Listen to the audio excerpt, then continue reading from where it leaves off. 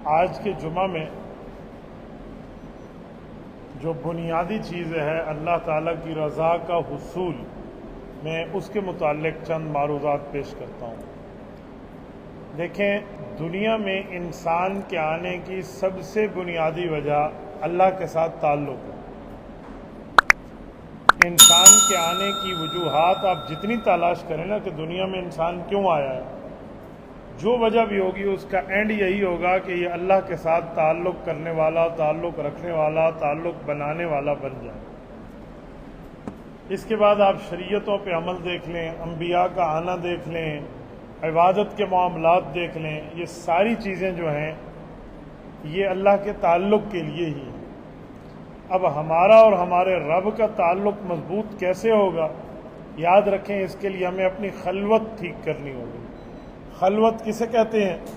ایک ہوتی ہے خلوت، ایک ہوتی ہے جلوت۔ خلوت کا معنی ہے تنہائی کی زندگی، جلوت کا معنی ہے سب کے سامنے کی زندگی۔ سب کے سامنے تو بندہ خوبصورت، حسین، معجبین، دل نشین بن کے رہتا ہے، نہ ہوگا تو جلوت کے معاملے کا کوئی فائدہ نہیں۔ لوگوں کے سامنے تو میں اچھا ہوں، لیکن اللہ کے سامنے جب میں خالصتاً اللہ کے سامنے ہوں، اس وقت میرا حالت کا معاملہ کچھ اور ہو تو کیا بچے۔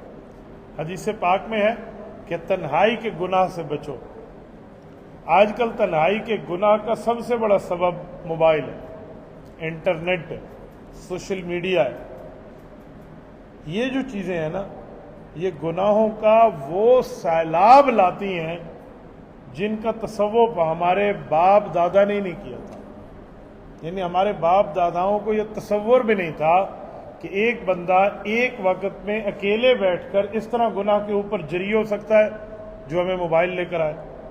کیا یہ احادیث پاک میں نہیں ہے کہ ایک شخص قیامت میں لایا جائے گا اور اس کے پاس نیکیاں اتنی ہوں گی جتنی تہامہ پہاڑ ہے؟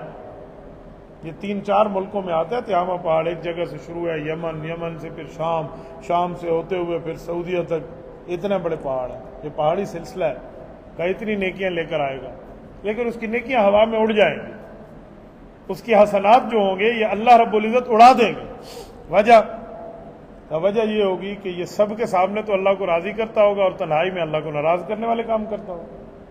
تو جب بندے کی خلوت کا یہ معاملہ ہو، بندے کی تنہائی کا یہ معاملہ ہو، اللہ نے ایسی تکلیفوں سے بچایا ہے، اس نے الٹا اللہ کی خدائی کو چیلنج کر دیا۔ آج ہمارا بھی وہی حال ہے۔ یہ اسی طرح ایک بات اور ہوتی ہے، انسان سمجھتا ہے کہ گناہ کر لوں گا پھر معافی مانگ لوں گا۔ یہ بھی شیطانی چال ہے۔ گناہ ہو گیا اور معافی مانگیں گے تو معافی مانگنے جتنی عمر ہوگی، معافی مانگنے جتنے وقت ملے گا اللہ کی طرف سے، معافی مانگنے جتنی مہلت ہوگی تو پھر تو کر لیں۔ لیکن اگر معافی مانگنے جتنی مہلت نہ ہوئی یا مہلت ہوئی اور اوپر سے معافی نہ ہوئی تو یہ تو سارے کام رب کی رحمت سے ہیں۔ تو ہر وقت اپنے اعمال پہ غور کریں کہ میرا اللہ سے تعلق کتنا مضبوط ہے۔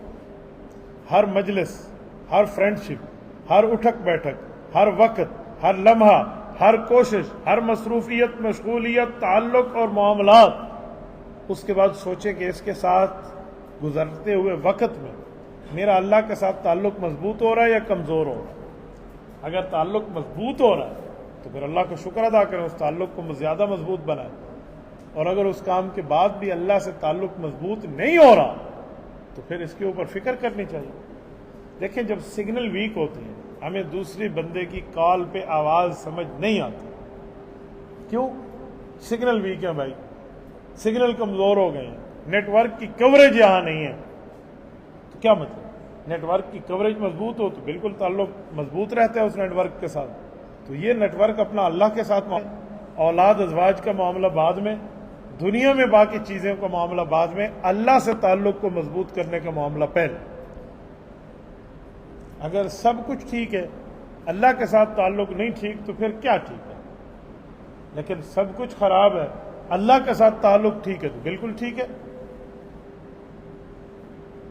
کچھ لوگ کل قیامت میں رب کے دربار میں آئیں گے جن سے لوگوں کی ناراضگی کی بنیاد وہ نہیں ہوں گے، بنیاد شریعت ہو، کہ وہ شریعت پہ عمل کر رہا تھا، لوگ ناراض تھے۔ تو فرمایا ایسے بندے کو تو رب کریم اپنی رحمت کی چادر میں لیں گے۔ کہتے نہیں یہ بندہ دو عالم سے خفا میرے لیے ہے۔ تو ہمیں اپنے تعلق کو مضبوط رکھنا چاہیے. جو تعلق آپ کو رب کے تعلق سے کمزور رکھے اس تعلق کو ابھی سے چھوڑو، ورنہ مر جانا ہے، موت آ لینی ہے، موت پا لینی ہے. چارپائی پر جنازہ ہم سب کا اٹھنا ہے. یوں نہیں ہے کہ جنازہ پڑھتے ہوئے شیطان ہمارے دل میں خیال ڈالے اے بھی سہتا شودا مر گیا بدقسمت ہے تو میں کو تری مار خان چنگا بیٹھا نا، یہ شیطان ہمارے دل میں ڈالے. ایسا نہ ہو. اپنے تعلق کو معاملے کو دیکھیں کہ میرا تعلق کا معاملہ مضبوطی میں اوپر گیا ہے یا نیچے آیا ہے. اگر تعلق مضبوط ہوا ہے تو اس پر اللہ کا شکر ادا کرنا ہو، اور اگر تعلق کمزور ہوا ہے تو اس کو فکر مندی کے معاملے